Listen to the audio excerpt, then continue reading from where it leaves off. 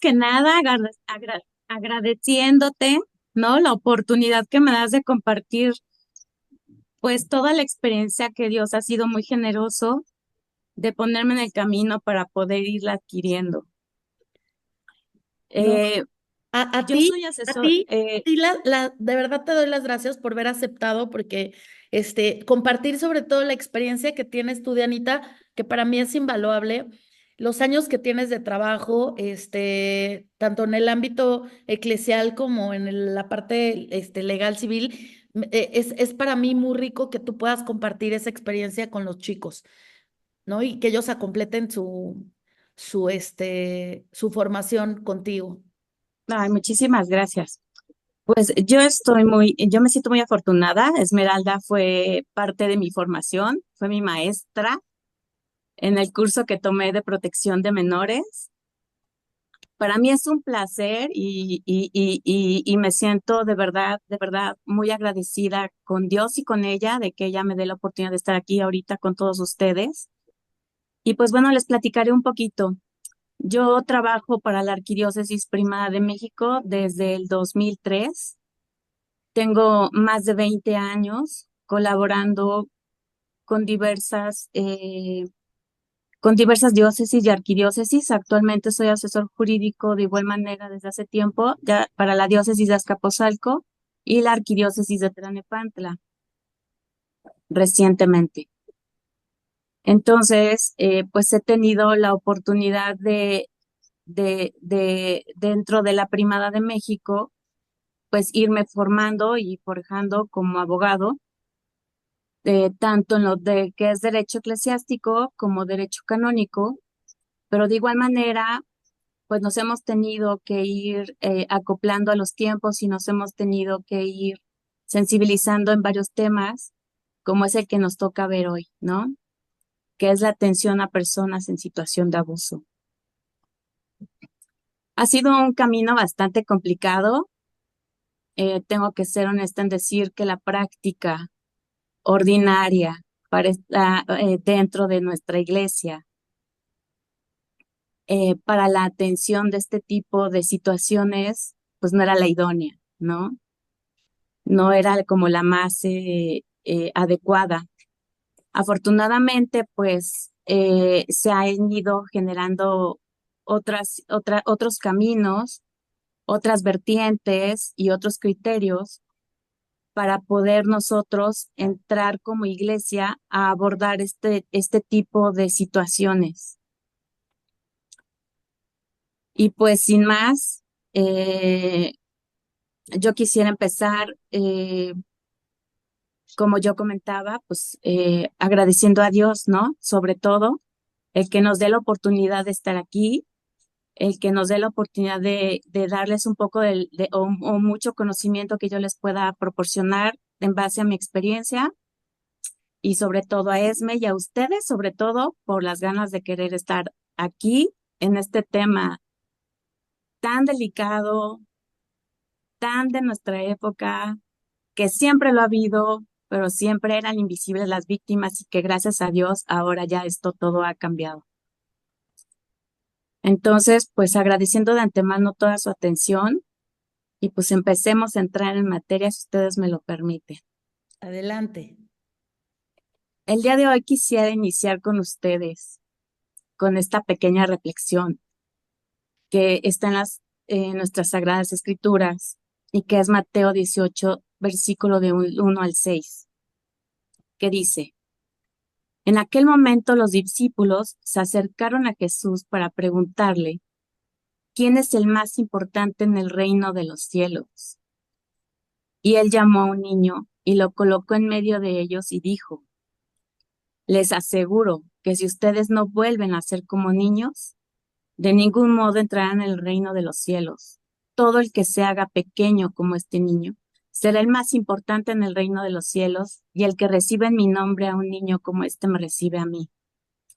Pero al que lleve a pecar a uno de estos pequeños que cree en mí, sería mejor que le colgaran en el cuello una gran piedra de molino y lo sumergieran en lo profundo del mar.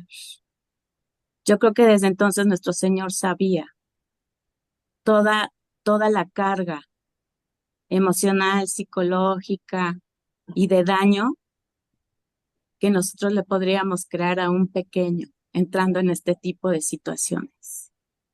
No es fácil para una víctima, por eso es que tardan tantísimo tiempo en reconocer qué es lo que está pasando y afortunadamente nuestra legislación ya está cambiando y está entendiendo muchísimo esa parte.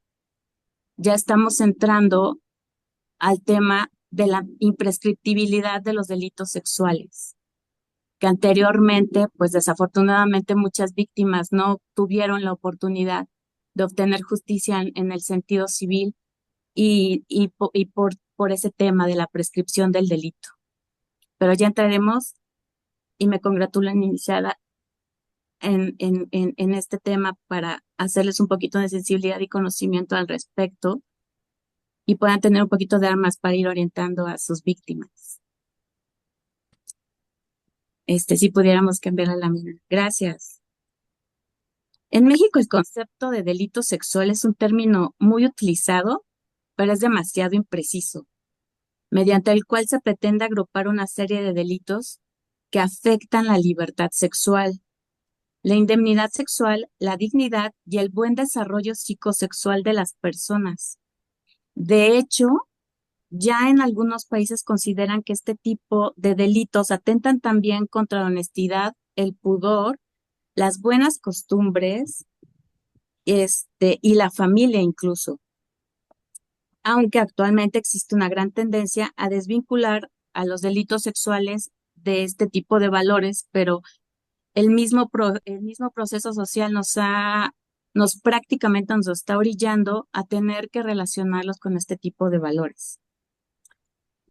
Los delitos sexuales abarcan un amplio rango de acciones que tienen en común su connotación sexual y en la mayoría de los casos el cuerpo de las personas. Hay dos elementos principales que son considerados para poder determinar en un momento dado la responsabilidad criminal y la agravante del delito, como lo es la ausencia del consentimiento por parte de la víctima, así como qué tan vulnerable es la víctima en ese sentido, incluyendo lo que viene siendo la minoría de edad. Es por esto que se puede afirmar que el bien jurídico tutelado en el tipo básico de las agresiones sexuales es la libertad sexual de las personas y su buen desarrollo psicosexual, entendida dicha libertad como la capacidad de hacer o no uso del propio cuerpo a efectos sexuales, así como de ejercer los medios de defensa o protección personal pertinentes frente a actuaciones ajenas de esa naturaleza. Es decir, el consentimiento es muy importante en este tema. Aún a pesar de que haya consentimiento, pero se trata de un menor de edad, se entiende que está viciado el tema. Ok, Dianita, perdón que te interrumpa. ¿Cómo quieres que llevamos la dinámica? ¿Quieres darlo tú de corrido, que ellos levanten la mano cuando tengan una pregunta? Porque ahorita que estabas hablando de esto, una de las chicas, Olivia, hablábamos el martes y tenía una pregunta muy particular sobre el consentimiento. Entonces, te pregunto para saber si levantan la manita o nos esperamos y al final te las dicen todas. ¿Cómo prefieres? A mí me da igual, sin embargo, no sé si lo prefieran ahorita, Ahora, ok. que está relacionado con el Sí, tema, el para que tema, no pierdan el hilo, ¿no? el hilo. Hecho. Exacto. Ah, perfecto. Entonces, Oli, si estás por ahí, ¿quieres hacerle la pregunta de una vez a Diana que nos estabas diciendo sobre el consentimiento informado? ¿Sobre el Sí, consentimiento? sí, hola Diana, hola a todos. Sí, justo Hola, estaba hola. así de cómo serán Hola. las preguntas, ahorita o al final. Pero bueno, si son ahorita, pues aprovecho porque era una de las inquietudes que tenía y que creo que en algún momento pues compartíamos con algunos de los compañeros. Era justamente este tema del consentimiento. Entiendo lo que nos acabas de decir ahorita, así hubiera consentimiento, si es un menor de edad, pudiera estar viciado ese consentimiento, ¿no? Así es. Como había en una capacitación que nos dieron en la Fundación El Roble en Monterrey nos habían comentado que la edad para considerar el consentimiento era 13 años. No sé si esto aplica para todos los estados o solamente para Monterrey, pero también teníamos esta cuestión del neurodesarrollo de la persona, ¿no? Puede tener 13 años, puede decir si quiero, ¿no? Si quiero tener una relación de pareja con alguien de 35, pero Ya lo, justamente esta evolución cerebral en donde todavía la corteza prefrontal no está totalmente desarrollada, ¿cómo pudiéramos sustentarlo esto o qué consideraciones toma el área jurídica para decir, sí dijo que sí, pero esta parte del desarrollo pudiera interferir en la decisión que ha tomado? ahorita lo vamos a ver un poquito más adelante. Mira, nosotros tenemos alrededor en el país de 40 delitos sexuales tipificados. Entonces es un verdadero lío, tanto para la autoridad como para los abogados, esa situación. Sin embargo, digo, para efectos de estudio, y ahorita vamos a entrar en materia, nosotros vamos a ver los delitos tipificados en el Código Penal Federal. Si tú, más adelante lo vamos a checar con calma, pero si tú te fijas, va a haber delitos que van a ser tipificados para personas de 15 a 18 años o personas de 13 a 18 años. Y obvio, entra dentro de la tipificación de esos delitos, pues la falta del consentimiento y el consentimiento viciado, es decir, que una persona adulta, mediante el engaño, mediante el soborno, mediante la jerarquía, mediante lo que platicábamos, ¿no? Lo que es las relaciones dispares, ¿no? Pueda llegar a conseguir de manera engañosa el consentimiento del menor. La minoría de edad es la minoría de edad. A veces hasta los 21, y no sé, ustedes sabrán mejor esa parte de la madurez psicosexual de las personas. Puede ser que efectivamente en el estado de Nuevo León haya un tema ahí de lo de los 13 años, porque recordémonos que hasta no hace muy poco, y es más, en algunos lugares sigue habiendo lo que es el matrimonio entre menores. Entonces, eh, ¿cuál es el tema? El tema es que muchas veces se consideraba que ya podían dar un cierto tipo de consentimiento a partir de los 13, 14 años. Y hay mucha codificación que actualmente no ha sido reformada en muchos aspectos. Entonces, a lo mejor yo quiero pensar que se están basando en la legislación de Nuevo León para esa situación en particular, pero el Código Penal Federal sí marca muy claro que el consentimiento prácticamente debe ser a partir de los 18 años. Y efectivamente, pues con una persona de 35 pues es muy dispar, ¿no? Tanto la madurez social, psicológica, sexual y física, ¿no?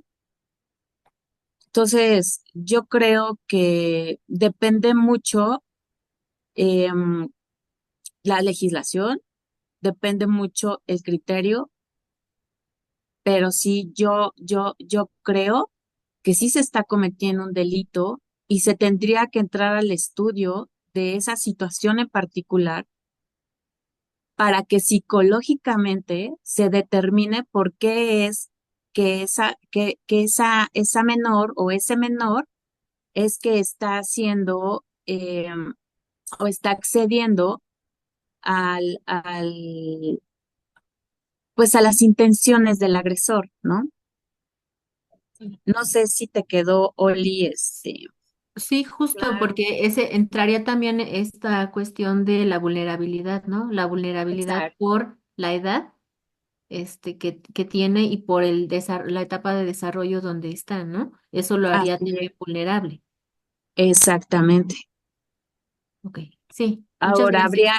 no, de que también habría que considerar, digo, yo por cuestión de tiempo y de que la verdad, por cuestión de didáctica, no lo metí en esta presentación, pero hay que considerar que, bueno, no solo existe nuestra legislación para, para tenerlo como fundamento en cuanto a como fundamento para visualizar y para tener una protección hacia los menores, ¿no?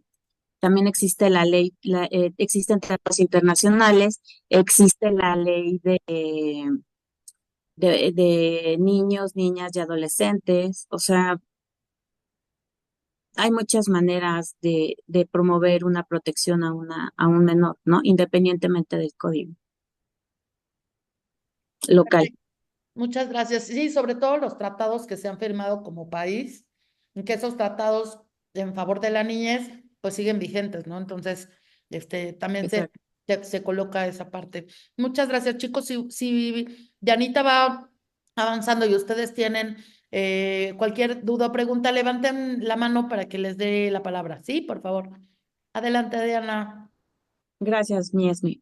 Pues bueno, entrando entonces y comentando lo que les comentaba, el catálogo de tipos de delitos sexuales eh, tienen como punto convergente el que sus acciones están constituidas por un acceso carnal ilícito, es decir, sin mediar consentimiento o en caso, como comentábamos, de mediar el mismo, este estará viciado de origen en forma y en modo. Se tiene la idea de que las personas que cometen este tipo de delitos son generalmente ajenas a la familia y que solo se presentan en sectores vulnerables de la población donde se presentan situaciones de pobreza, alcoholismo o drogadicción.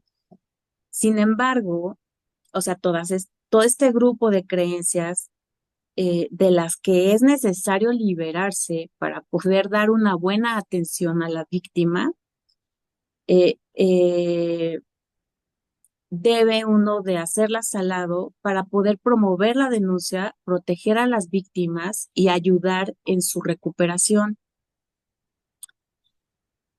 En forma general, y con base a lo que ya hemos comentado,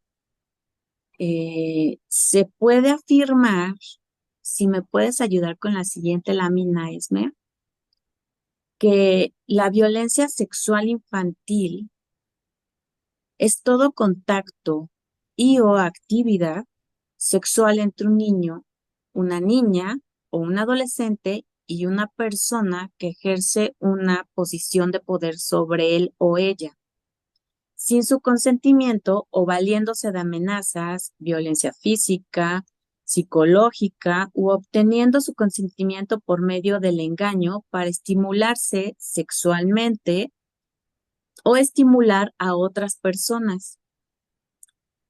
Es muy importante tener claro que la inmadurez psicosexual del niño o la niña o el adolescente no está en posición de comprender la gravedad del hecho.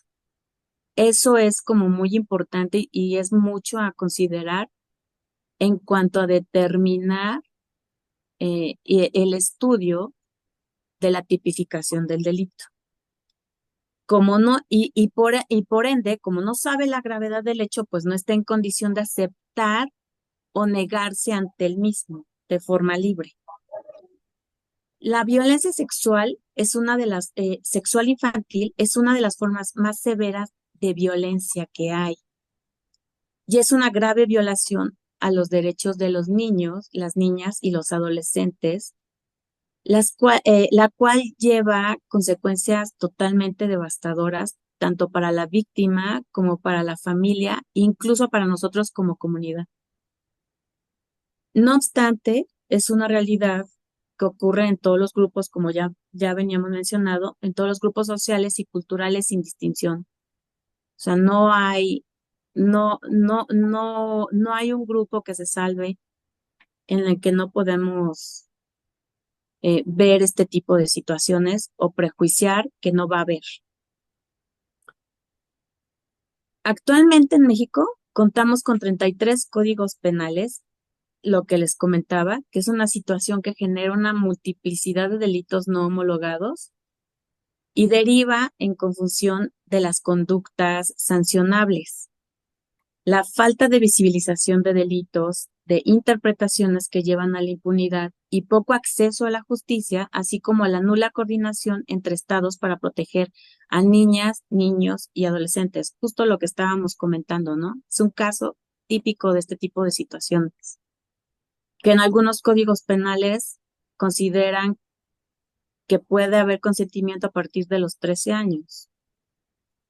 Los códigos penales estatales regulan más de 40 tipos de delitos sexuales, dando pie a una amplia gama de ellos, lo cual llega a ser confuso tanto para las víctimas como para las autoridades al momento de tener que ejecutar y tener que aplicar la ley.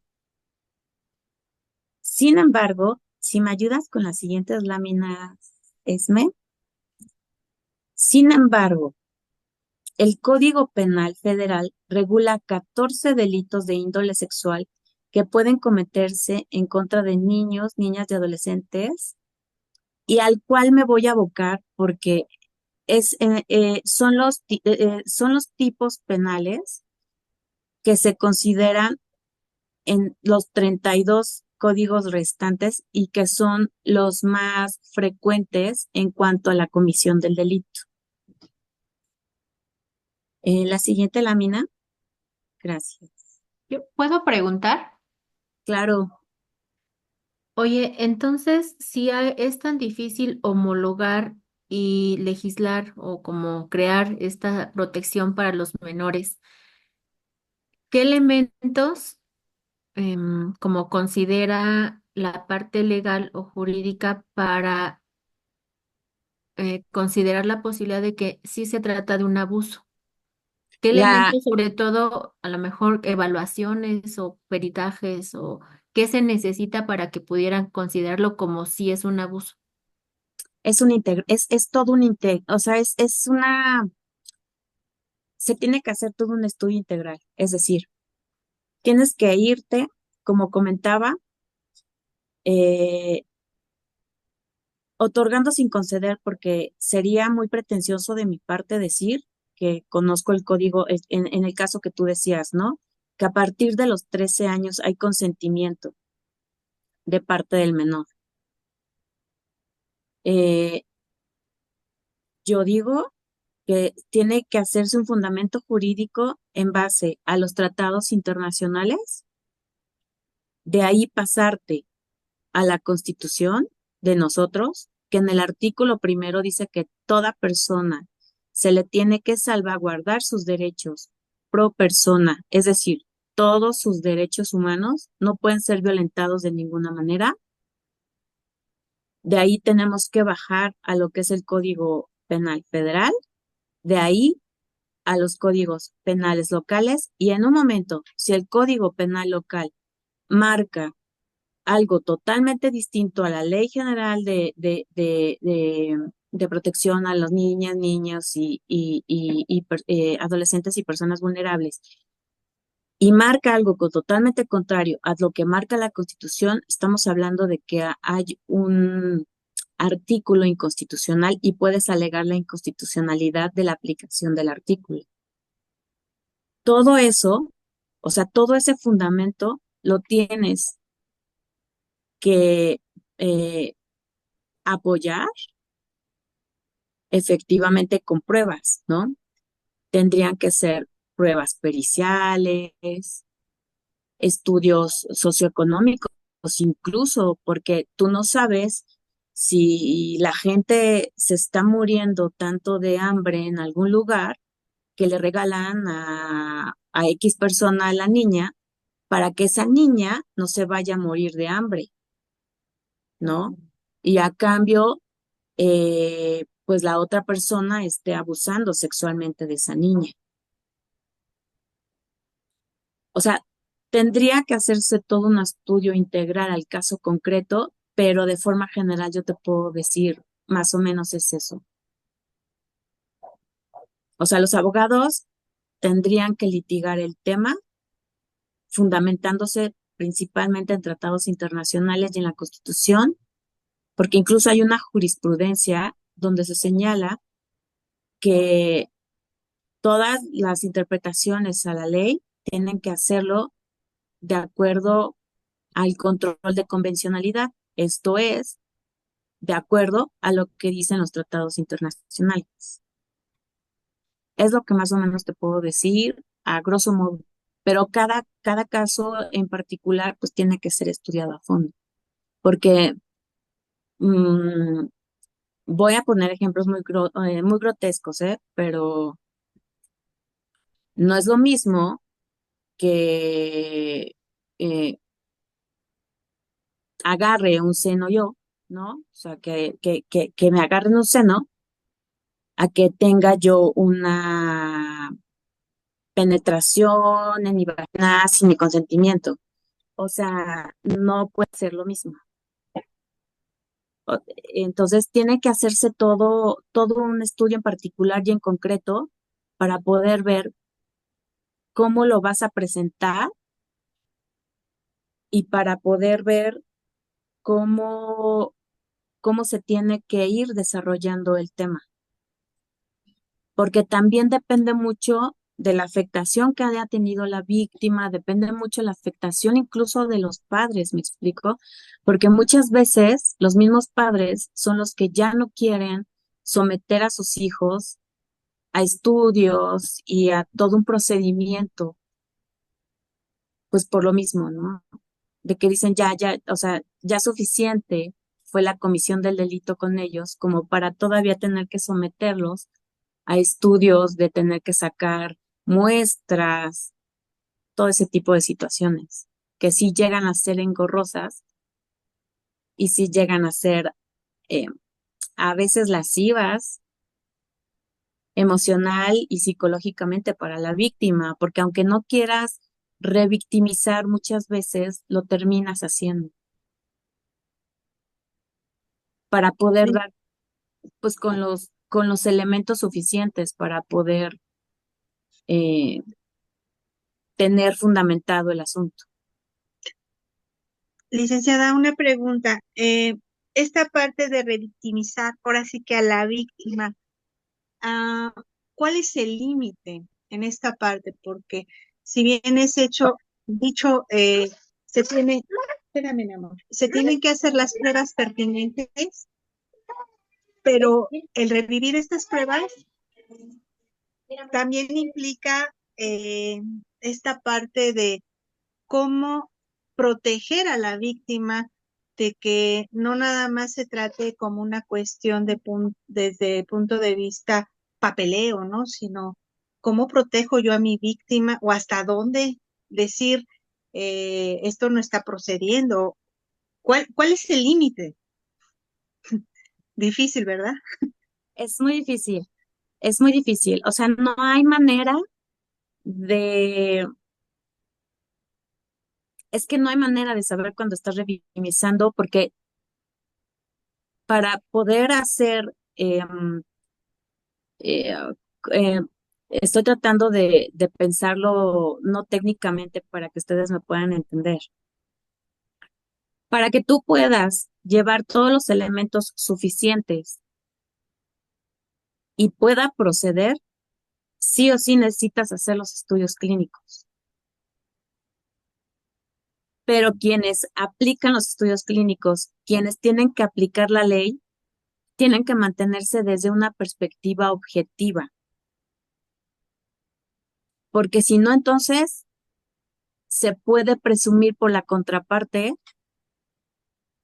cualquier situación y puede ser que la defensa, por así decirlo, atore o pretenda estar atorando el procedimiento por esa empatía que a lo mejor algún servidor público pudiera llegar a tener. Entonces es muy complicado como esa parte, porque a veces, pues en el ánimo de hacer su trabajo de forma objetiva, se pierde la empatía con la víctima. Es, Gracias. Puedo también justo hacer un comentario a la par de lo que hemos venido comentando y lo que agrega Laura. Sí, claro. Justamente esta objetividad y nuestra área de subjetividad, que es la psicología, ¿no? En donde ahorita que mencionabas, quizá considerar lo que mencionaste de no es lo mismo tocar un seno que tener una penetración. Quizá la cuestión aquí es la subjetividad, porque pudiéramos decir que no es lo mismo, pero el impacto que puede dejar en la persona Es puede ser diferente. el mismo. Entonces, justamente, cómo homologar esta parte de interpretación o de visualizar la parte legal con considerar la parte o la postura psicológica, en donde me tocó por encima de la ropa, por ejemplo, pero el impacto que deja por la persona que me tocó, por el tiempo que me tocó, pues todo eso es muy subjetivo y el daño puede ser igual o incluso más grave que la penetración. Mira, desafortunadamente, en materia penal, lo que se considera es, ya lo veremos más adelante, o sea, es la conceptualización del delito, o sea, cómo está tipificado en el código. Si entra de esos parámetros, ya está cometido el delito, por así decirlo. La violación. La violación a una menor de edad viene siendo equiparada y es más grave que una violación a un mayor de edad. Y, por ejemplo, no es lo mismo que en materia penal, que violes a una niña de 12 años que se viole a una persona de 21. O sea, lo más que se puede hacer eh, en esas situaciones, o sea, es mm, no poner o sea, la gravedad del delito de acuerdo a cómo se realizó el delito. ¿Para qué sirve en materia penal los estudios que ustedes hacen y el impacto que tiene en la persona para determinar la reparación del daño? Es decir, dependiendo del daño psicoemocional que se haya presentado, es como el juzgador realiza y determina la reparación del daño. Para eso nos ayuda, o sea, para verificar que efectivamente hubo una agresión, para verificar que efectivamente esa agresión determinó cierta conducta o detonó ciertas situaciones por las que en un transcurso normal de la vida esa persona no tendría por qué haber pasado eh, por ello, si es que el agresor no la hubiera lastimado, y para ver eh, la determinación en costo de la reparación del daño. Pero realmente la gravedad del delito se evalúa desde la forma, desde el modo y el cómo se hizo. Y me atrevo a decir algo, Diana, no sé si estés de acuerdo conmigo, pero si bien es cierto, cuando hablamos de estos temas es muy complejo, muy, muy complejo, Sí, no hay que ser, o sea, creo yo que hay que ser muy apegados a lo que es el código y la ley, pero a nivel de psicología y a nivel del caso, hay que recurrir mucho al tema del sentido común así es. y de irnos dando cuenta que el trabajo es multidisciplinario. Porque si nosotros les damos a ustedes elementos, ustedes sabrán cómo lo meten, hacen, quitan, tornan, ¿no? Y Ujú. entonces, si hacemos el trabajo multidisciplinario, yo siempre digo que los casos salen adelante en favor de los menores siempre y cuando trabajamos en colaboración, porque muchas veces estamos hablando de que aunque yo esté entregando una pericial, ¿no? Si no estoy en contacto con el abogado, entonces no sabemos cómo y demás. Hace muy poquito tuve un caso en Morelia y el problema era que era un chico que estaba acusando a la escuela de que ahí lo violaron. El asunto fue que cuando yo entro como perito, a mí me dicen que para no revictimizarlo, pero esto fue la contraparte, yo no puedo evaluarlo. Y entonces hablo, sí, exacto, ¿no? Y entonces digo, no, no, a ver, espérame tantito. Y entonces me dicen No, que ya hay una valoración completa. Entonces, la contraparte decía, no hay que revictimizar al chico, y me hiciste recordar justo por esto, ¿no? La contraparte puede decir o recurrir al no hay que revictimizar para evitar que se haga el ejercicio de esta parte. Pero como trabajamos en parte integral, el abogado, ¿no? Le dije, oye, no, yo tengo el derecho, me decía la juez, con lo que ya hay, usted emita su su dictamen. dictamen para no revictimizarlo. Y le dije, discúlpeme, pero yo no puedo hacer eso porque ni conozco al niño, no lo he visto y entiendo las pruebas. Entonces, ¿qué le parece que yo tomo una parte de lo que ya no, o sea, no reaplico, pero sí necesito una entrevista, sí necesito estas pruebas como mínimo Claro, para yo poder emitirme? Entonces, llegamos como a un punto de decir, intermedio. parte como del sentido común, de decir, a ver, ¿no? Lleguemos a un punto para no revictimizar al pequeño, pero que tampoco se utilice esta parte como para Ujú. qué, ¿no? Como para retrasar o para no. Al final, el dictamen fue muy, muy, muy diferente y entendí perfecto por qué no permitían que yo lo viera, ¿no? Porque Por supuesto. el menor había tenido violación, pero no en la escuela y había sido por parte de un familiar, pero cuando a mí no me permiten ver esto, lo único que dictaminan es, claro que hubo violación, por supuesto que el niño está afectado, pero yo de repente decía, a ver, ¿por qué 4 años después van a denunciar a la escuela y piden una cantidad millonaria? Porque Claro, 4 años después. Entonces, pero es por el tema del sentido común y de la perspicacia de poder decir, siempre hay que proteger al menor, sea mi caso o no sea mi caso, hay que proteger al menor. Pero también es cierto que el trabajo multidisciplinario nos ayuda mucho cuando tenemos estos vacíos o estas dudas, ¿no? Porque ahí ustedes nos pueden ayudar a poder, pues, salvaguardar al menor, pero sin que se cometa otra injusticia más, ¿no? Para ninguna de las partes. Entonces creo que esa parte podría ser interesante. así es. Y totalmente de acuerdo contigo. Este trabajo tiene que ser multidisciplinario, multidisciplinario. O sea, no hay vuelta de hoja. Tenemos que ir agarrados de la mano, sobre todo con ustedes, que son los que determinan psicológicamente, porque no hay otra manera,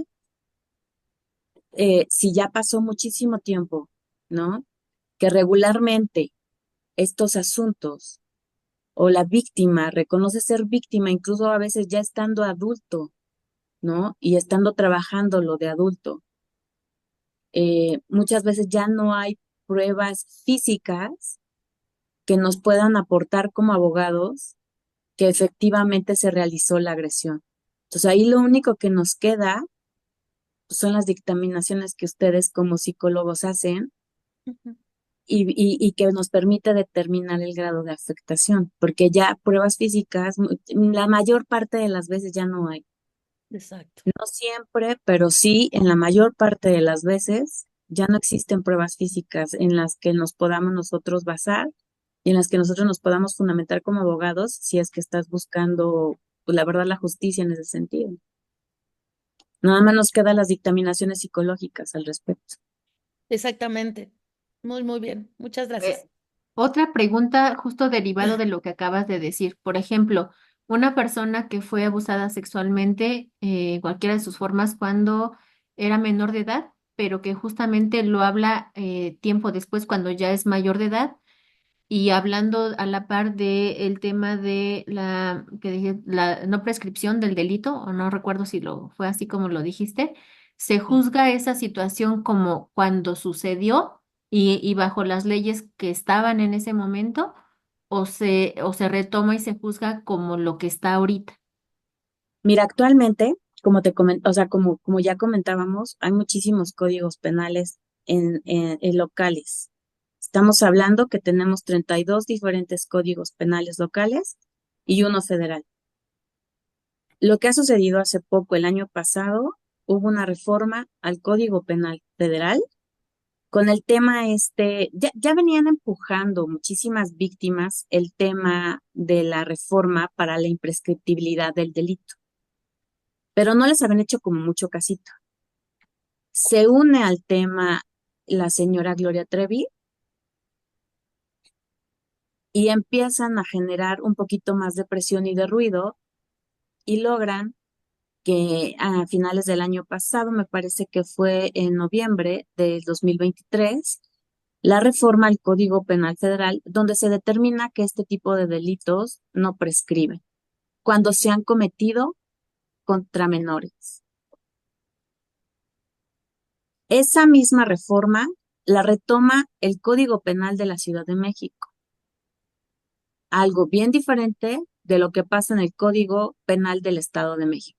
El Estado Penal del Estado de México todavía contempla la prescripción para los delitos de este tipo.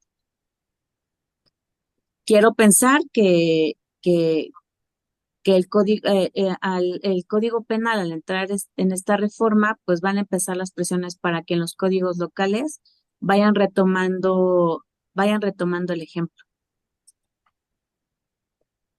Entonces, desafortunadamente ahorita depende mucho de la jurisdicción el que se sea imprescriptible o tu delito sí prescriba. Mm. No sé si quedó claro. Sí, ok, muchas gracias. Entonces dependerá del estado en donde haya sucedido. Así es, depende de dónde se haya cometido el delito, desafortunadamente.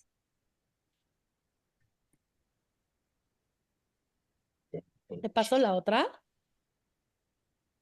Ok, ya vamos a entrar, creo, al estudio Ujú. de cada uno de los delitos. Bueno, como les comentaba, Ay, el Sonia, Código Penal. perdón, Diana. Sonia,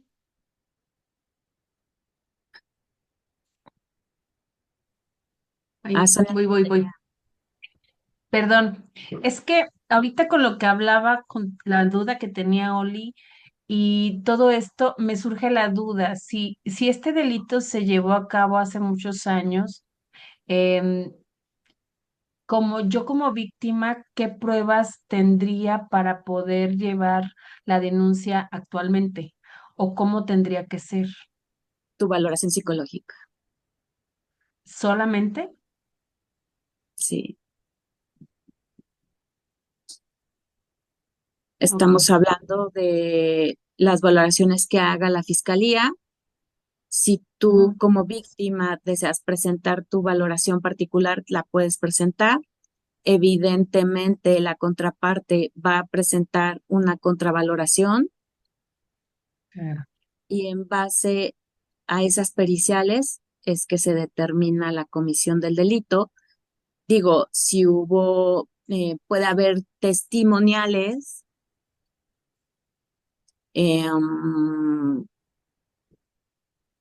no sé, ah, grabaciones es muy complicado, muy. pero puede haber casos en los Ujú. que se puede presumir determinadas conductas porque el perpetrador le mandaba fotitos no aptas a la víctima.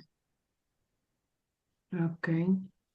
O sea, puede llegar a suceder. O sea, no ha sido como una constante, pero puede llegar a haber mensajes, incluso por WhatsApp, fotos de partes íntimas por WhatsApp de parte del perpetrador. eh, Puede llegar a haber eh, incluso pornografía infantil. Es muy difícil. pero sí hemos tenido los casos. Sí hemos tenido. Disculpa, soy yo. ¿Y cuántos de estos casos que denuncian, ¿no? Que efectivamente, pues yo imagino que requieren muchísimas pruebas para poder comprobar, ¿no? Que sí hay como un daño. ¿Cuántos de estos casos sí son, digamos, como ganados, ¿no? Hay un porcentaje, porque muchas veces yo he escuchado a gente que no denuncia justo por esto, ¿no? Porque no hay como que ya no se les da como ese seguimiento o no ganan estas denuncias. Eh, Tengo que ser honesta en decirte que es muy bajo, precisamente porque a la familia se le hace largo, a la víctima se le hace largo, y se le hace un martirio. Yo siempre he pensado que si, cuando entra una víctima a este procedimiento, debe de ir siempre con acompañamiento psicológico constante, ¿sabes? mm, Porque puede Sí. llegar a ser muy difícil porque ellos tienen que presentar y dar su testimonio en diversas ocasiones. Entonces, eso puede llegar a ser molesto y lastimoso para ellos. Y incluso, fíjate, ahorita no sé si han visto, pero hay un caso de una niña de 5 años que presuntamente fue abusada en un Ujú, kinder. Y justo parte de esto, ¿no?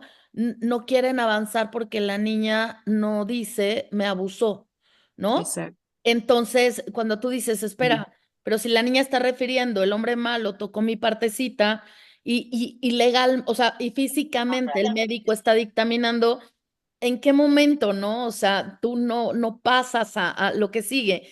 Creo que a veces, por eso es tan importante ir de la mano para que ustedes también puedan defender que incluso algunos ministerios públicos, etcétera, puedan revictimizar, porque una cosa es la Constitución y otra muy diferente que se aplique, ¿no? Sobre todo con ministerios públicos, que cuando tú decías al principio, es una labor bien difícil.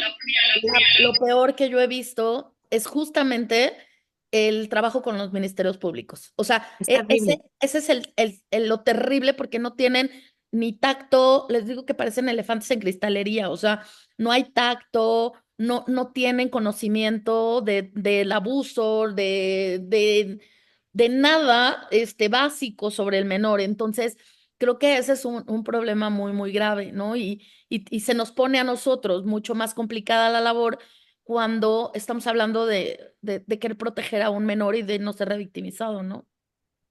Sí, es muy difícil. Es muy difícil porque, número uno, siempre hay constante movimiento dentro de la fiscalía. O sea, el Ministerio Público que está ahorita atendiendo delitos sexuales, en una semana puede estar atendiendo delitos fiscales. Ujú. O sea, es una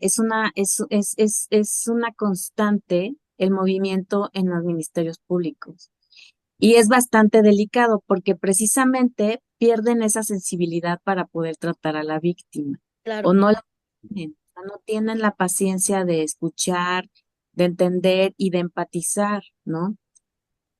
Creo que es parte esa problemática administrativa dentro de la propia fiscalía, aunado a querer hacer un trabajo objetivo y de no tener que caer en una injusticia. Claro, pero Creo que justo lo parte. que decía Rocío, ¿no? ¿Cuántas, o sea, cuántos de estos realmente llegan como a buen término? Pues es que es muy complicado, no porque no existe el delito en su mayoría, sino porque el punto administrativo es brutal, o sea, la gente no está ni especializada ni capacitada, bueno, ya ni de hablar de especialista, pero para capacitada, para poder realizar un trabajo como de esta envergadura y es paradójico porque somos el país número uno, ¿no? Entonces, a nivel mundial, y dices, ¿cómo puede ser que no podamos tener administrativamente o no avancemos en casos, por la cuestión administrativa, no a nivel de constitución o de, ¿no? Solo Así administrativo es. Tenemos el marco jurídico. lo tenemos, pero no se aplica. No, y no tanto por una cuestión judicial. no No, tanto por el Poder Judicial como lo pretenden hacer ver ahorita, ¿no? Con todo este rollo de la reforma judicial. El problema de que los delincuentes salgan no es problema del Poder social, Judicial, es problema de las fiscalías, es un problema de índole administrativo, es problema de un poder ejecutivo, justo, no de un poder judicial. justo. Ujú. O sea, esa es la temática. O sea, no podemos, o sea, el juzgador no puede hacer el trabajo que el Ministerio Público como representante social tiene que hacer, que es la integración de la carpeta de la investigación. Ujú. Entonces, el problema siempre radica en el Ministerio Público y es decir, la Fiscalía. Justo. O sea, si es como lo platicábamos, debe de ser multidisciplinario. Si el MP no le da los elementos suficientes al juzgador para poder tener eh, una mejor versión de los hechos y para poder proveer de la mejor manera el juzgador no puede corregir esa parte, no tiene las facultades para poder hacer la corrección de la carpeta de investigación que era la chamba del Ministerio Público, ¿no? Claro, por eso es que lo pongo en la mesa ahorita, aunado a las preguntas, porque para mí sí es importante que las chicas entiendan que no solamente depende de nuestro trabajo tiene que ser No. impecable, como les he dicho, todo el diplomado tiene que ser impecable, pero también para mí que tú estés aquí es importante para que ellas vean, ¿no? Que lo complicado que la tenemos allá afuera. O sea, realmente ya a un nivel es bien complicada, ¿no? Digo, nosotras que tenemos tanta experiencia en esto, entendemos lo complicado que es a nivel administrativo, Ministerio Público, y lo complicado que también es, que ya hablaremos en también la parte canónica, ¿no? O sea, pero es complicado, La tenemos difícil por todos lados. ya sé. Pero mira, La tenemos- aquí estamos, no quitando el dedo del renglón y que no se me No, desanimen de, aquí estamos trabajando en lo que se debe de hacer. claro, afortunadamente nos está tocando picar piedra rudo Ujú. para poder ser escuchados y para poder en este tipo de espacios hacer conciencia. Ok, sí, claro, Es muy importante el trabajo que se está realizando, a pesar de que de 20 uno se ha juzgado. sí. No importa, vale la pena, no importa, vale la pena. Vale la pena porque por lo menos ya están siendo escuchadas las víctimas. Ujú. Nada más por ese simple, sencillo situación, ya vale la pena todo el trabajo que se realice. Ok, súper bien. ¿No? Adelante, Pati, y luego Oli. Sí, mi pregunta es, ¿cómo procede o dónde se presenta la denuncia de una persona que fue abusada sexualmente Espera, cuando era espera, espera, espera, menor de Pati. edad Espera, un y segundo, ahora Pati. que es Pati, adulta no cuenta ¿le con los escuchas bien, recursos Diana? económicos Sí, para un pagar un poquito. dictamen psicológico? Sí. Depende muchísimo. Ok, eh, la hago desde el principio. Es que todavía no terminaba. Ah, es ok, que, La voy a hacer otra vez.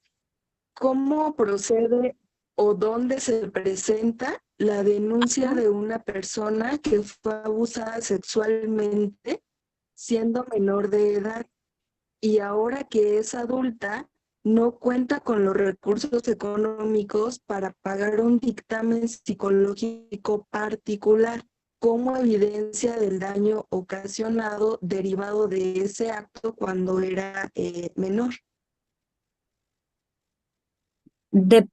Regularmente se realizan en las fiscalías del lugar donde se realizó el delito. ¿Tú de casualidad sabrás dónde se realizó? No, justo es una pues pregunta, me surge esa duda, si la persona fue abusada y ya es adulta y lo recuerda, o sea, va a la fiscalía y así lo denuncia y ya. Esto me Mira, surgió la inquietud porque dicen, bueno, puede presentar la víctima su dictamen psicológico donde se mencione que hubo un daño, pero si la persona no tiene ese dictamen psicológico porque no tiene el recurso para pagarlo, la fiscalía lo ¿cómo realiza. o dónde lo presenta? ¿Qué se hace en esos casos? Eh, Mira, se presenta la denuncia en la fiscalía de la localidad donde fue. ¿Qué es lo que se tiene, qué es lo que sucede si no tienes los recursos suficientes para pagar tú tu dictamen? No pasa nada. La fiscalía, este tipo de delitos, dependiendo el lugar y que no exista la prescriptibilidad del delito, eh, empieza a hacer toda la indagatoria, toda la investigación y ellos mismos emiten dictámenes. Eso, por así decirlo, puede, o sea, el hecho de que la víctima presente un peritaje adicional es como un recurso que tiene la víctima si es que así lo requiere hacer. Pero la propia fiscalía realiza todos los estudios necesarios para determinar si hubo o no delito. Y siempre y cuando en la localidad donde se haya realizado, también se debe considerar si hay prescripción o no del delito, pero la misma fiscalía determina la prescriptibilidad del delito. Ah, ok. Entonces la víctima puede acercarse a la fiscalía y denunciar como, pues así nada más llegar y decir, fui abusada hace, no sé, 20 años. Exactamente, Ah, ok, exactamente, gracias. exactamente. Hay fiscalías especializadas. Por ejemplo, anteriormente en la Ciudad de México, te podías acercar a la Fiscalía Especializada en Delitos Sexuales y directamente te recibían ahí la denuncia. Ahora me parece que están remitiendo a todas al búnker y del búnker ya te remiten a la Fiscalía Especializada competente. Yo te puedo decir que así es. La última que hice, así es. O sea, Ujú. ya te fuiste ahí y de ahí ya te remite. Sí, ¿no? Entonces, así, ahorita están actuando así. Cada fiscalía tiene sus maneras particulares. Incluso se puede llamar a la fiscalía donde se cometió el delito, se puede llamar directamente. Luego tienen como teléfonos de atención a víctimas. Entonces, a lo mejor les podrías llamar ahí o checar en internet si existe alguna fiscalía especializada de delitos sexuales y ya ellos mismos se encargan de hacerte eh, se encargan de orientarte para ver para dónde te remitan, ¿no? Sí, muchas gracias. No, de qué.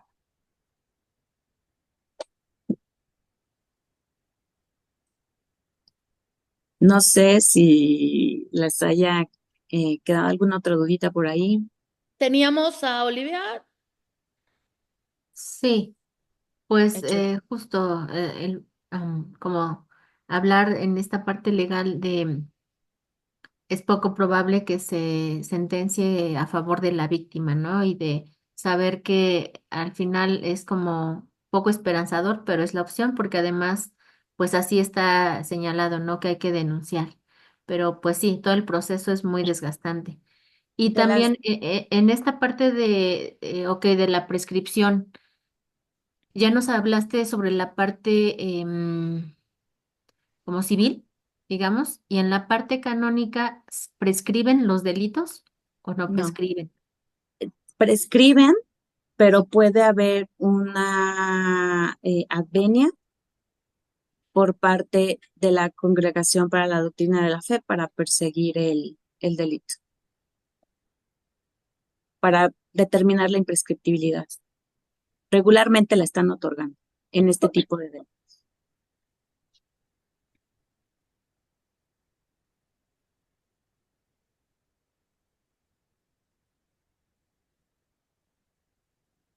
No sé si ¿Nunca han quede. prescrito o esto es algo nuevo? No, sí existía la prescripción en este tipo de delitos. Sí existía la prescripción. Es más, sigue existiendo. O sea, sí Lo que prescriben, pero se puede hacer una advenia. exactamente. Anteriormente no había, a partir de Benedicto XVI ha venido realizándose varias reformas al interior respecto a los delitos sexuales, sobre todo respecto a menores. Entonces, ya con la entrada del Papa Francisco, se ha ido revolucionando muchísimo más rápido el tema, hasta llegar a lo que tenemos ahorita, ¿no? Que son las comisiones de protección a los menores. Entonces, anteriormente existía la prescripción y efectivamente los delitos prescribían. A la fecha, se siguen prescribiendo, sin embargo, se puede someter el tema a la Comisión para la Doctrina de la Fe el día de hoy y bueno, más bien, ya no son comisiones, es el Dicasterio para la Doctrina de la Fe y actualmente ya pueden otorgar la venia para que se persiga el delito, quede sin efectos la prescripción y se persiga el delito.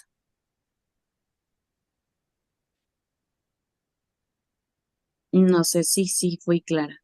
Sí, gracias.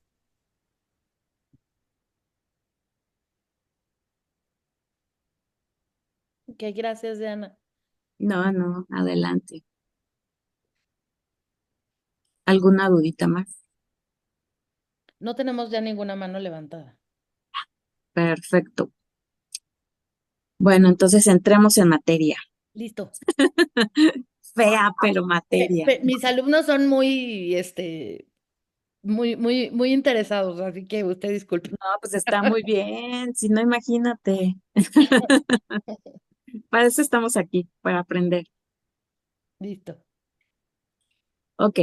Bueno, como comentábamos hace rato, el Código Penal Federal regula 14 delitos de índole sexual que pueden cometerse en contra de niñas, niños, adolescentes, incluso personas vulnerables, siendo estos los siguientes: el abuso sexual infantil, que procede en menores de 15 años, y el abuso sexual, que procede en éfebos de 15 a 17 años.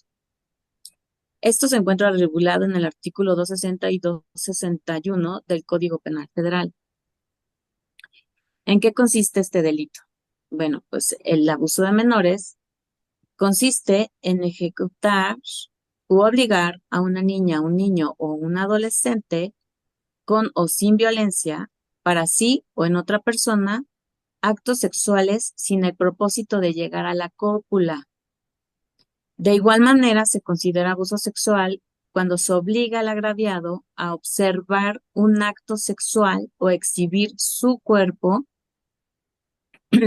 y son actos sexuales los tocamientos corporales, los que representen actos sexuales o los que obliguen a la víctima a representarlos. ¿Va? Otro tipo penal que está considerado en el Código Penal Federal es la pederastia, que está considerado para menores de 18 años y lo tienes tipificado en el artículo 209 bis. Lo comete quien se aproveche de la confianza. Ah, es la anterior lámina es, me creo, gracias. Lo comete quien se aproveche de la confianza, la subordinación o superioridad que tiene sobre un menor de 18 años, derivada de su parentesco en cualquier grado, tutela, curatela, guarda o custodia, relación docente, religiosa, laboral, médica, cultural, doméstica o de cualquier otra índole, y ejecute, obligue, induzca o convenza a ejecutar cualquier acto sexual con o sin su consentimiento. Ahí está, Oli, menores de 18 años.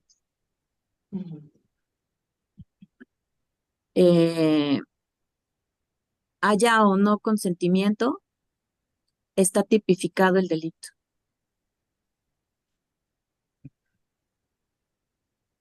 El siguiente, que viene siendo la violación equiparada.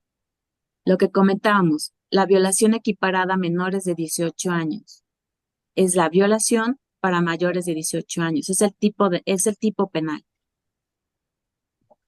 Estos tipos penales se encuentran en el artículo 265 y 266 del Código Penal Federal y se considera violación la introducción del pene en el cuerpo de una persona menor de edad por vía vaginal, anal o bucal, o bien la introducción por vía vaginal, anal o bucal de cualquier elemento, instrumento o cualquier parte del cuerpo humano distinto del pene con fines sexuales. Puede ser una botella, el dedo, bueno, ¿para qué les digo? Lo que se puedan imaginar que puede introducirse. ¿Seguimos? Sí, gracias. El siguiente tipo, esto es muy actual. Este tipo penal es muy dado actualmente por todo el desarrollo tecnológico que hemos tenido en los últimos años como sociedad. Y el tipo penal lo denominan que es el sexting, que es la comunicación de contenido sexual con personas menores de 18 años de edad. Y este tipo penal está regulado en el artículo 199 septies del Código Penal Federal. Este delito se encuadra en quien haciendo uso de medios de radiodifusión, telecomunicaciones, informáticos o cualquier otro medio de transmisión de datos, contacte a una persona menor de 18 años y le requiera imágenes, audio o video de actividades sexuales explícitas, actos de connotación sexual o le solicite un encuentro sexual por estos medios. El siguiente tipo que está considerando el código es el turismo sexual en menores de 18 años, que es el artículo 203 y 200 bis del Código Penal Federal. Este tipo penal consiste en la acción de promover, publicitar, invitar, facilitar o gestionar que una o más personas viajen al interior o al exterior del país para realizar actos sexuales reales o simulados con una o varias personas menores de 18 años. Esto es un delito terrible y que se ha convertido en toda una industria y se ha convertido en la industria número 1 que más genera dinero en el mundo entero. Es una verdadera pena. Incluso antes que el narcotráfico. El siguiente tipo. Corrupción de menores en menores de 18 años. Este tipo penal se encuadra y consiste en obligar, inducir, facilitar o procurar que una niña, niño o adolescente realice actos de exhibicionismo corporal o sexuales simulados o no. O sea, estén pasando o no, si parece que están pasando, se encuadra el delito ahí. Con fin lascivo o sexual. Comerciar, distribuir, exponer, circular o ofertar a niños, niñas y adolescentes libros, escritos, grabaciones, filmes, fotografías, anuncios impresos, imágenes u objetos de carácter pornográfico, reales o simulados, de manera física o a través de cualquier medio que se pueda hacer una transmisión de datos, también se encuadra ahí este tipo de delitos.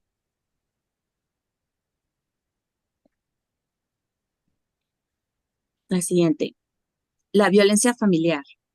La violencia familiar pues no tiene una edad de connotación o una edad por medio del cual el tipo penal se restrinja. Sin embargo, pues cabe dentro de la jerarquía de violencia infantil que puede llegarse a generar. Entonces, este tipo penal se encuadra cuando se lleva a cabo la realización de actos o conductas de dominio, control o agresión física, psicológica, patrimonial o económica a alguna persona con la que se encuentre o haya estado unida por vínculo, ya sea matrimonial, de parentesco, por consanguinidad, afinidad o civil, concubinato o una relación de pareja dentro o fuera del domicilio familiar. También se equipara a la violencia familiar, a la realización de de los actos mencionados en contra de la persona que esté sujeta, ya sea custodia, guarda, protección, educación, instrucción o cuidado de dicha persona. Ahí es donde encuadra dentro de los menores. El siguiente delito, que viene siendo el estupro, está tipificado en el artículo 262 del Código Penal Federal, y el estupro se considera que puede realizarse en personas de 15 a 17 años. Es el acto de realizar cópula con persona mayor de 15 años y menor de 18, obteniendo su consentimiento por medio del engaño. Ahí está, Oli, la pregunta que teníamos. Ujú. Si realmente, o sea, ahí no importa si hay o no consentimiento, o sea, de cualquier modo hay consentimiento y regularmente se obtiene por medio del engaño. Y eso yo pienso que psicológicamente sí puede llegar a probarse cuáles fueron los medios de presión para que esa persona accediera a la cópula, aún otorgando el consentimiento. El siguiente delito, Aprovecho para hacer otra pregunta, una observación ahí. sí, ¿Cómo considerar esta parte de el respeto por los usos y costumbres de todavía muchos estados de la República que venden, pues ahorita que nos hablabas de esto, de en qué condiciones podría estar para poder incluso vender a un hijo o cambiarlo por animales o lo que sea, donde el consentimiento más que otorgado por la víctima o por el menor de edad está dado por los padres de familia? ¿Hasta dónde se considera como el respeto por esas usos y costumbres, por ejemplo? Pero hasta dónde es un delito y hasta dónde deberíamos nosotros considerar intervenir, por ejemplo. los usos y costumbres se deben de respetar siempre y cuando no contravengan la ley. O no Ya, es un delito. exactamente. Al momento en que se rebasa esa esfera jurídica, ya se convierte en un delito y ahí es donde entra el tema. Como por ejemplo, yo le doy a mi hija pero, de 15 años y usted me paga 10,000 pesos por la hija de dote. Esa acción de entregar a la hija a cambio de dinero, se considera trata de personas. Ya se encuadró, es la conducta. Y ahí no hay uso y costumbre. Ya rebasaste la esfera jurídica porque tu uso y tu costumbre ya está extralimitándose a una esfera jurídica diferente. No sé si me expliqué. Sí, sí, claro. Nada está por encima de la ley y sobre todo tratándose de menores de edad, ¿no? Pero es muy usual que todavía pase y que Por como los supuesto. padres dan el permiso, pues hubiera quien dijera, no, pues es que si les están dando el permiso, pues ¿qué podemos hacer? Pues no, los señores están cometiendo un delito. Y ojo, porque la ignorancia de la ley no te exime de su cumplimiento. Ujú.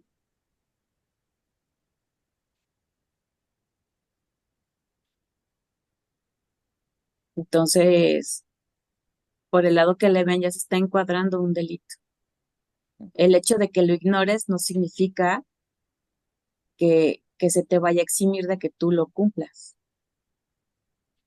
Ok, y entonces ahí a quien habría que denunciar es a la persona o el mayor de edad que está como haciendo el acuerdo para quedarse con ese menor de edad, pero también a los padres de familia. O a quién se le... A nosotros no nos toca denunciar, a nosotros nos toca informar. Ok. ¿Por qué? Como profesionales nos toca informar. Así es. ¿Por qué? Porque quienes realizan la denuncia propiamente son las víctimas. Porque nosotros nos estamos enterando de que existe la probabilidad de la comisión de un delito, porque nosotros no somos autoridad para determinar si existe o no el delito. Nosotros presumimos que existe el delito. Por eso cuando se hace el informe, nosotros mencionamos, le hacemos de su conocimiento la probable comisión de hechos delictuosos de X, ¿no?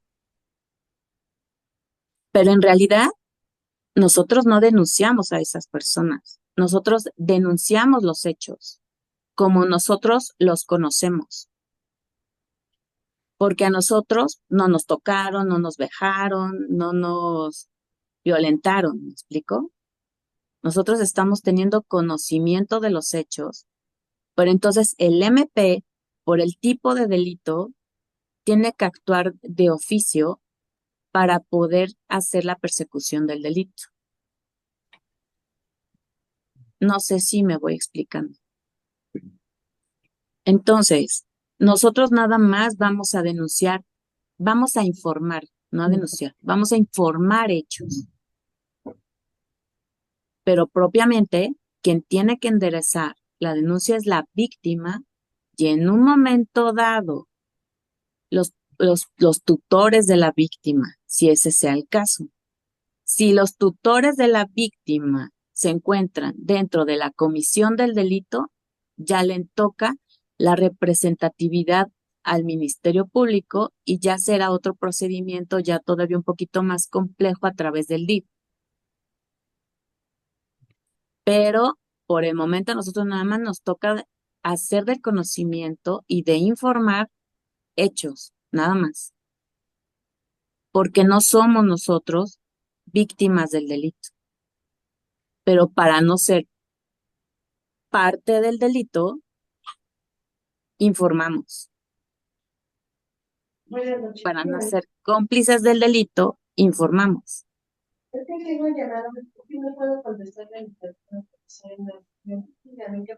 Ok, adelante, Sonia.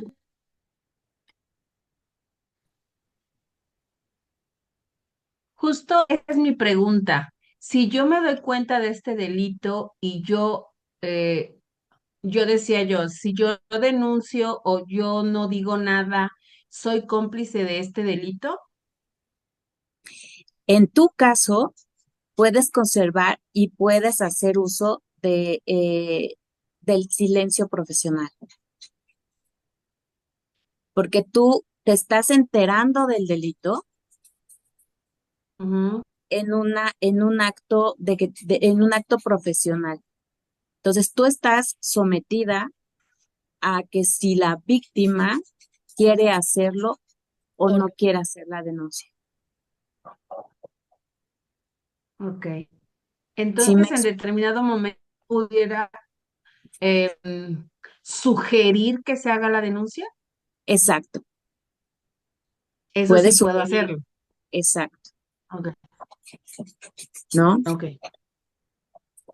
O sea, bien. en ese tema sí, pero tú por secreto profesional, sin consentimiento de la víctima, no puedes. Yo no puedo. Ok, perfecto.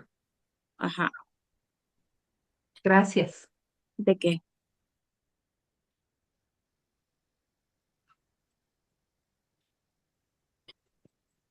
Es que aparte incluso, Sonia, eh, me viene ahorita rápido a la mente, es que incluso tú podrías llegar a ser parte del procedimiento, ¿me explico?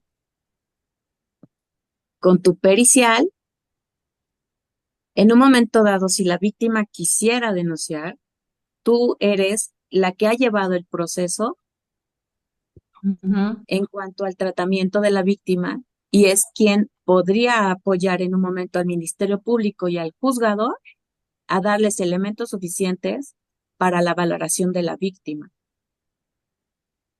¿Y cuál Entonces, es mi fin tú común? en- no podrías ser juez y parte, no sé si me voy explicando. O sea, Sí, sí, sí. tú tendrías, o sea, tú tendrías en un momento dado eh, esa parte objetiva para visualizar la dictaminación de la víctima, para darle los elementos de convicción al juzgador y al Ministerio Público. Entonces es complicado que tú presentaras, no estás obligada para empezar, pero si tú quisieras, yo no lo recomendaría, porque entonces tú que eres una fuente idónea y una fuente de probanza muy fuerte, lo dejarías sin poderte llamar a juicio.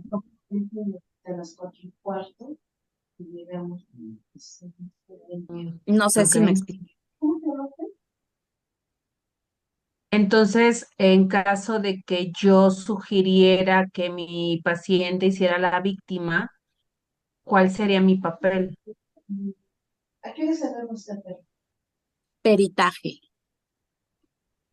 O sea, tú sugieres, porque es parte de tu trabajo, porque tú estás viendo la probable comisión del delito. Ujú. Entonces, tú sugieres, y yo me imagino que tú sugieres que se realice la denuncia en un momento donde la víctima cuenta con la fortaleza suficiente para afrontar un procedimiento. Ujú. Entonces, al momento en que tú sugieres, pues tú no pierdes la objetividad, simplemente tú estás sugiriendo que lo lleve al plano judicial si es lo que esa persona quiere para obtener justicia de alguna manera. Ok. En un momento dado, tu papel dentro del proceso sería de pericial por todo el proceso que tú llevaste con él para llegar a la sugerencia de la denuncia. ¿Sí me expliqué? Sí, sí, sí te entendí. Ujú. Ok. En un momento dado, él puede decidir si hace la denuncia, entonces sí, platicarlo contigo y entonces entrar como peritaje, porque pues tú has llevado toda su historia en cuanto a la terapia y eso ayuda bastante. Bien, perfecto. Gracias. No, ¿de qué?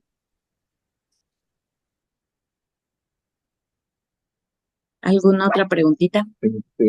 Tengo una Yo, pregunta. Sí. Mi pregunta es, para el caso contrario, que yo tuviera como paciente uno que ha cometido un delito sexual o ¿Al violentador, perpetrador? Ok. ¿mandé? ¿Al perpetrador? Ajá. Entonces, ahí, ¿cuál sería mi papel? Secreto profesional.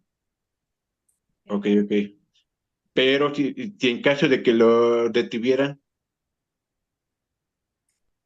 yo no Secreto estaría profesional jugando hasta que así. lo requiera la autoridad, si es que lo Ah, llega a requerir. ok, ok. Sí, Sí. gracias.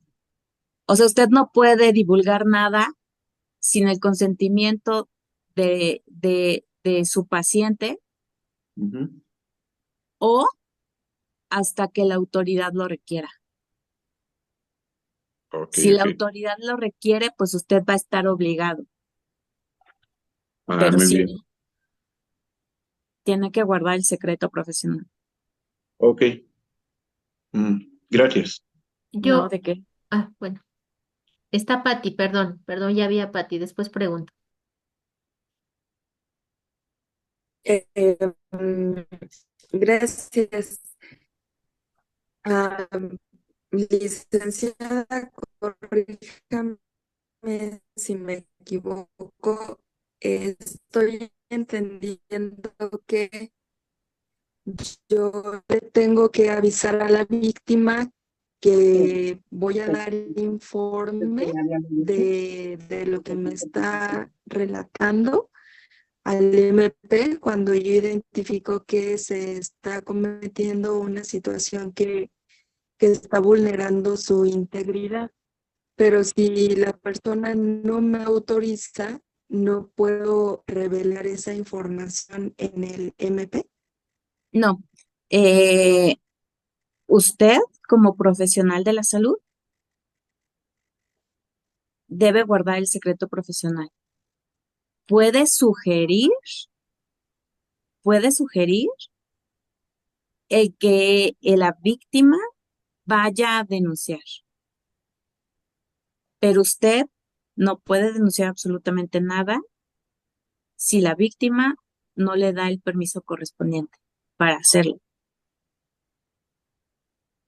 Ok, Que sí, estarías faltando pero en al este secreto caso, profesional. o sea, sí, pero hace un momento había mencionado que el, el profesional no hace la denuncia y eso me queda claro, pero luego abrió la posibilidad de que tiene que informar. ¿En qué momento se informa entonces si la víctima de cualquier manera no da el consentimiento? La información es siempre y cuando tú te enteras como persona externa de una situación y no lo manifiestas. O sea, el hecho de que ustedes estén dando un asesoramiento psicológico, ya están proporcionando un servicio profesional a la víctima y ustedes pues ya tienen acceso a esa información. Pero esa información es privilegiada, o sea, no puedes divulgarla. Yo me refiero siempre y cuando quien tiene que informar son personas externas que se enteran del hecho y que no están presentando algún tipo de servicio a la víctima, sobre todo no sé, por ejemplo, en las cuestiones psicológicas, incluso legales. Por ejemplo, yo le pongo el ejemplo desde la perspectiva del trabajo que yo hago. Nosotros tenemos dentro de la arquidiócesis una comisión que es la Comisión de Protección de Menores. En esa comisión se reciben todas las denuncias en cuanto a este tipo de situaciones contra menores, especialmente, incluso las hemos recibido ya en cuestiones de mayores. ¿Cómo se realiza todo este trabajo? Bueno, la persona que recibe La denuncia no es quien le proporciona el apoyo psicológico a la víctima, porque si no, entonces ahí ya estaría viciada la situación, por lo que yo les comentaba hace rato. Si ustedes dan el apoyo psicológico a la víctima, no es para nada conveniente porque ustedes caen en una cuestión de secrecía profesional. Entonces, quedaría viciado de alguna forma en el procedimiento del dicho de ustedes, porque entonces ya no está siendo objetivo dentro de su desarrollo profesional. ¿Qué es lo conveniente? Pues que algún tercero realice la información en un momento dado, pero en este tipo de casos que nosotros, por ejemplo, tenemos nuestra comisión para eso, para ese efecto. Entonces, quien recibe es una psicóloga por parte de la arquidiócesis, realiza el levantamiento de la, de la declaración de la víctima y lo que hace es desarrollar todos los hechos, lo que yo le comentaba, o sea, no nos vamos tan al fondo, nosotros relatamos todos los hechos para ubicar el delito en tiempo, lugar y forma, que es muy importante para una cuestión penal. Entonces, ya una vez realizando esa entrevista, dentro de esa entrevista se le indica a la víctima que nosotros, de conformidad a la ley, porque a nosotros nos rige la ley de asociaciones religiosas y culto público, de acuerdo al 12 bis, nos indica que cuando nosotros sepamos o dentro de nuestros templos sepamos que se realizó un delito o alguna persona que dependa de nosotros como sacristanes, empleados, cualquier persona que se haya enterado del delito, que trabaje con nosotros o esté dentro de nuestra institución, tiene la obligación de avisar a la autoridad correspondiente que hubo la comisión de un delito. En este caso, esta persona se encarga de avisar y de pasar al área jurídica la declaración correspondiente para que nosotros hagamos el aviso correspondiente. Punto y aparte, ¿qué es lo que sucede? Bueno, como apoyo adicional dentro de la comisión, esta psicóloga remite como apoyo a la víctima, remite a un psicólogo externo para que le pueda proporcionar el apoyo psicológico correspondiente para precisamente no caer en conflicto de interés.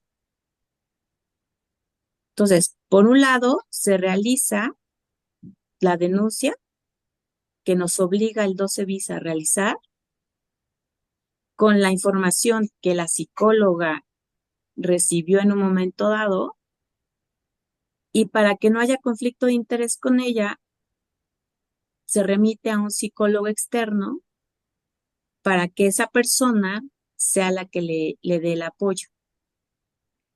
No sé si me voy explicando el conflicto de interés, cómo está más o menos. Sí, el conflicto de interés lo entiendo, pero en esa última parte me perdí. También entiendo como esta parte de la confidencialidad y lo que el código ético nos rige en cuanto a no revelar información, incluso en un juzgado, a menos que yo reciba una orden por escrito. Pero tenía duda y entonces quizá es más como desde la parte moral o para que descanse mi conciencia. Si yo estoy identificando que hay una situación de abuso, de violencia sexual, profesionalmente no estoy obligada a decirlo. Y No, eso me ampara el código ético, digamos. sí. Y moralmente tampoco, Moralmente puedes sugerir porque y entonces preparar. Moralmente lo que puedes hacer es sugerir a la víctima que realice la denuncia y prepararla y apoyarla psicológicamente desde tu profesión para fortalecerla y afrontar el procedimiento. Ah, ok, perfecto. Entonces, desde esa parte moral, digamos, hago eso, pero me mantengo al margen desde la parte profesional y mantengo esa parte de no revelar la información y Exacto. quedo como resguardada, digamos, porque no estoy obligada a revelar eso. Ah, ok, Así es. ok. Ah, muchas gracias. Ya sea que hasta que la víctima decida denunciar, y si la víctima decide presentarte como perito, esa es una posibilidad. A lo mejor ahí ya entras tú, porque ya es en un Ah, procedimiento judicial y entonces la víctima ya te está dando el permiso de revelar la información. Pero es hasta entonces. perfecto. Ujú. Muchas gracias. No, ¿de qué?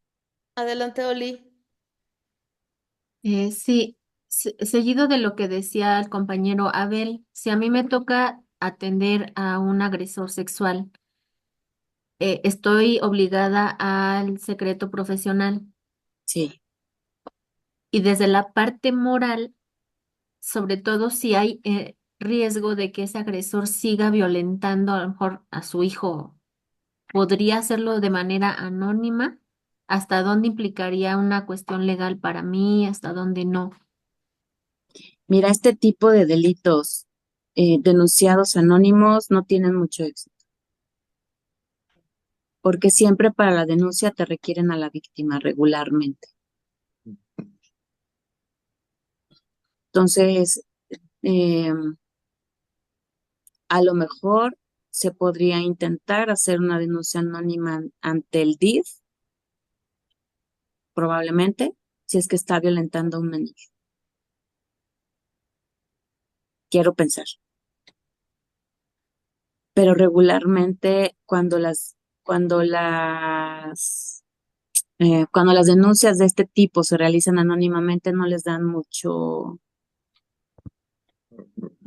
margen de importancia, porque desafortunadamente, pues todo este tipo, tanto de apoyo para las mujeres como a niños, también se ha vuelto una persecución de brujas. Muchas veces se han usado, desafortunadamente, mal este tipo de denuncias para lastimar de forma equivocada a presuntos agresores que nunca han sido agresores, pero que a lo mejor lastimaron otro tipo de intereses y no precisamente los sexuales de un menor. Entonces, regularmente cuando se hacen denuncias de tipo anónimo de este tipo de delitos, no les prestan mayor atención. Uy, poco alentador. Bueno, pero también entiendo la complejidad de que algunos han sido señalados sin ser culpables, ¿no? Así Y es. Ajá. ay, se me iba. ¿Cuáles son los elementos mínimos, por ejemplo, tratándose de un menor de edad, para yo ir a informar, a lo mejor como vecino, ir a informar de que a un niño se están violentándole sus derechos, pero no puedo llevar al menor? ¿Cuáles son los elementos mínimos que debería de llevar para dar aviso a las autoridades y para informar a las autoridades? La mayor cantidad de pruebas que se puedan, grabaciones, fotografías. Hace poco, es más, creo que todavía el día de hoy por la mañana, estuvieron sacando a una grabación que hubo de una mamá sacando a su menor hijo, agarrándolo y sosteniéndolo por el cabello y jaloneándolo y dándole jalones de un lado a otro. Incluso hubo una de las que lo vieron, se acercaron a incriparla. Una señora abraza al menor como queriendo, en posición de protección, y incluso llegó una mujer y le dio un puñetazo a la madre y le dijo que a ver qué sentía, que se le hiciera eso, ¿no? Y que se le golpeara. Ese tipo, si pueden existir este tipo de grabaciones o si pueden existir fotos donde fehacientemente se pueda demostrar que esa persona está agrediendo o se escuchen grabaciones que sea como muy claro que a lo mejor están dando hacia el domicilio de esta persona y se escuchan los gritoneos y híjole, bueno, muchas veces lo que sucede es que se avienta al menor contra la pared, contra los vidrios, y llega a haber ese tipo de situaciones, y se llegan a escuchar ese tipo de violencia, de los golpes contra la pared o cosas así, eso podría funcionar. Ok, pero no necesito el nombre ni de los papás ni del menor, solamente con como Con la dirección y con ubicación, esas evidencias. sí. O sea, con que haya forma de probar que efectivamente está pasando algo en ese lugar con esas personas, aunque desconozcas el nombre, conoces el domicilio donde están. El MP tiene la obligación de indagar y hacerlo doble, me explico, o sea, dar a conocer con el Ministerio Público y dar a conocer con el DIF. Que ahí es un tema, la verdad, yo no sé muchas veces qué es lo mejor para los menores. O sea, el DIF se supondría que debería de ser una institución de apoyo y de cuidado hacia los menores, pero muchas veces llegan a ser violentados en los propios centros, ¿no? Es un tema muy complejo. Sí, Es un muchas tema muy... gracias. No, ¿de qué? ¿Alguna otra duda? Vamos al genocidio. Hecho. Bueno, otro tipo penal considerado dentro del Código Penal Federal es el contemplado en el artículo 204, que es el genocidio de menores. Es la acción de explotar el cuerpo de niñas, niños y adolescentes para obtener un lucro, inducirlos a la prostitución, administrar o sostener directa o indirectamente lugares de explotación sexual de personas menores de edad. De igual manera, tenemos contemplado el hostigamiento sexual. Eh, este tipo penal se encuentra contemplado en el artículo 259 bis y consiste en asediar reiteradamente con fines lascivos a una persona menor de edad valiéndose de una posesión jerárquica derivada de sus relaciones, ya sean laborales, docentes, domésticas o cualquier otra que implique subordinación. El siguiente tipo penal es bien interesante porque eh, lo reformaron para hacerlo más complementario y ahorita les voy a explicar por qué. La pornografía de menores, que se encuentra contemplada en el artículo 202 y 202 bis del Código Penal Federal, determina que que este tipo penal es la acción de procurar, obligar, facilitar o inducir a una o varias personas menores de edad a realizar actos sexuales o de exhibicionismo corporal con fines lascivos o sexuales, reales o simulados, con el objeto de videograbarlos, fotografiarlos, filmarlos, exhibirlos o describirlos a través de cualquier medio impreso o electrónico. Ahí viene lo interesante de esta parte. También serán responsables de este delito quienes impriman, videograben, fotografíen, filmen, describan, reproduzcan, almacenen, distribuyan, vendan, compren, arrienden, exploten, publiciten, transmitan, importen o exporten material pornográfico. Es bien interesante porque esta última parte del artículo hasta hace poco no estaba considerado. no podías vincular a un procedimiento penal a una persona que hubiera reproducido o que hubiera arrendado el inmueble donde se realizaron las grabaciones o que hubiera publicitado o que hubiera transmitido en vivo las grabaciones hechas para menores. O sea, eso es súper importante porque están queriendo desmantelar toda una industria que se ha forjado a través de estar lastimando a los menores, ¿no? El siguiente tipo penal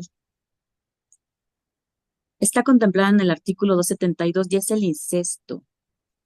En menores de 18 años se equipara a la violación.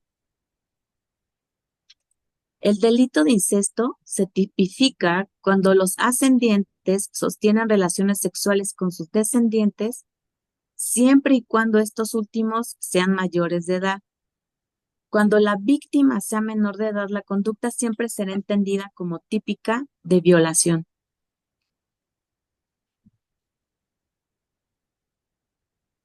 Es importante, no quería yo dejar de mencionarles esto, o sea, lo que ya habíamos comentado, que mediante la publicación en el Diario Oficial de la Federación el 18 de octubre del 2023 se dan a conocer varias reformas al Código Penal Federal para que los delitos indicados en 10 artículos en contra de personas menores de 18 años no prescriban para el ejercicio de la acción penal y sus sanciones. De igual manera, las sanciones de dichos delitos se endurecen, aumentándose al doble cuando el autor tuviere para con la víctima alguna de las siguientes relaciones. Los que ejerzan la patria potestad, guardia o custodia, que regularmente son los tutores, padres o tutores. Los ascendientes o descendientes sin límite de grado. Familiares en línea colateral hasta el 4º grado, es decir, tíos, primos. Tutores o curadores. Aquel que ejerza sobre la víctima en virtud de una relación laboral, docente, doméstica, médica, cualquier otra que implique una subordinación de la víctima, que se valga de función pública para cometer el delito, quien habite en el mismo domicilio de la víctima, al ministro de un culto religioso, cuando el autor emplee violencia física, psicológica o moral en contra de la víctima, y quien esté ligado con la víctima con un lazo afectivo de amistad, de gratitud o algún otro que pueda influir en obtener la confianza de ésta, es que las sanciones se llegan a ir al doble.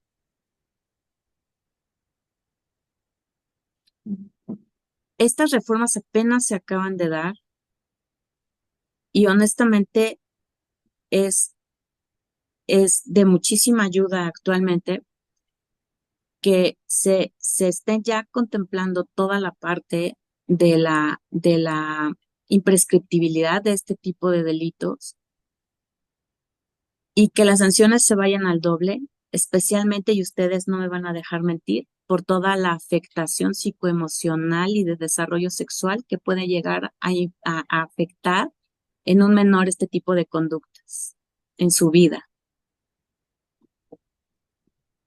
Anteriormente no estaba contemplado este tema, no estaba contemplada, los delitos por este tipo de situaciones llegaban a prescribir y era lo que realmente desalentaba muchísimo la presentación de las denuncias. Porque cuando la víctima aceptaba ser víctima, ya había pasado el tiempo para poder hacerse justicia de forma jurídica. Afortunadamente se han venido dando estos cambios y afortunadamente se ha venido entendiendo, ¿no? Cómo es el trauma generado de tal manera que la víctima muchas veces no se da cuenta que fue víctima hasta ya ha pasado muchísimo tiempo de la comisión del delito. Entonces es de aplaudirse mucho esta parte y de que el trabajo que ustedes realizan todos los días con esas víctimas, con esas personas vulnerables, eh, incluso, ¿por qué no? Con esos victimarios, porque en mi experiencia me ha tocado ver que la mayoría de los victimarios en algún momento dado fueron víctimas que no supieron gestionar pues su trauma y su dolor, eh, pues tengan este cobijo, ¿no? Y esta forma de ir dilucidando, pues, algo que desafortunadamente sucedió en su vida y que afortunadamente existen personas como todos ustedes que en la labor diaria se comprometen en cuidarles, en apoyarles y en gestionarles todo ese dolor que toda esta situación le conlleva en su vida diaria, ¿no?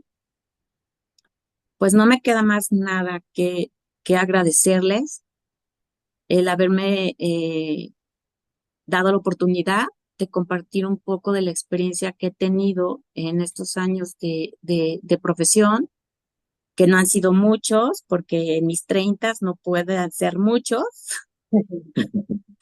pero eh, me gustaría terminar con esta cita bíblica, nuestra exposición, que es Mateo 18:10, en que se nos señala nuestro Señor en cuídense de no despreciar a uno solo de estos pequeños, pues yo les digo que sus ángeles en el cielo ven siempre el rostro de mi Padre que está en los cielos.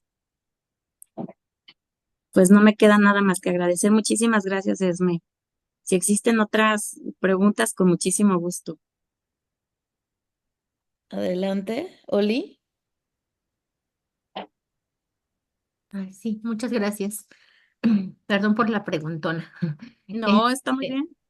em, ahorita que terminabas, bueno, primero igual agradecerte que nos das pues todo este compartir de tu experiencia.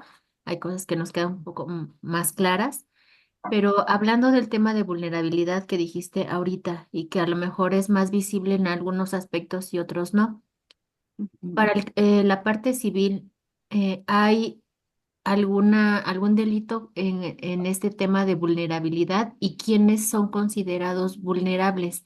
Los menores de edad, quizá entendemos desde el desarrollo evolutivo y demás, pero los adultos podrían llegar a ser vulnerables y bajo qué circunstancias o qué criterios.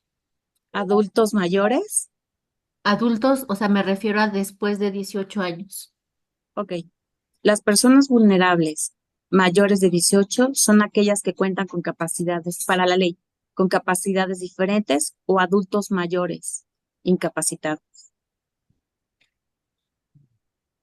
O sea, no podríamos decir, pues entonces en la parte legal o civil que un adulto de 18 años que no tiene ninguna discapacidad cognitiva o motriz o lo que sea, pero está cursando por un tema de divorcio, de pérdida de algún familiar, en estos temas de depresión, ansiedad, ¿no podría ser considerado vulnerable?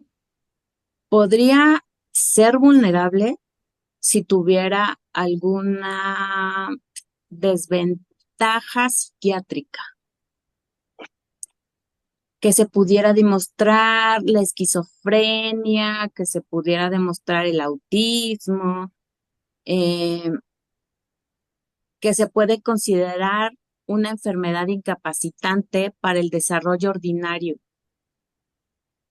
Desafortunadamente, actualmente los criterios para cuestiones de depresiones o ese tipo de situaciones de que estás pasando por un proceso psicológico difícil, no lo toman mucho en cuenta, al menos que sea una enfermedad considerada discapacitante.